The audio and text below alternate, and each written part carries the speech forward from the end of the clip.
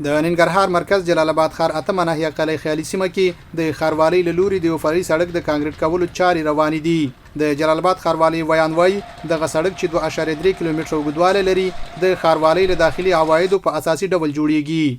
په دغه سړک باندې شاوخوا 28 میلیون افغانۍ مصرف راځي چې 2.3 کیلومتره اوږدوالی لري. په بېلابېلو برخو کې شاوخوا 7 متره لنډوالی لري. د کې ویالې، استنادي دیوال، پلچکونه او ځینې نور اړینې برخې شاملې دي. د پروژې مسؤل انجینر په معیاري شکل د کار کولو ډاډ ورکوي. دغه پروژه چې موږ ته په کوم معیار یعنی بیکیو باندې موږ قرارداد کړی ان شاء الله د هغې مطابق په پرمخ ځي، هېڅ ستونزه به نه ان شاء الله.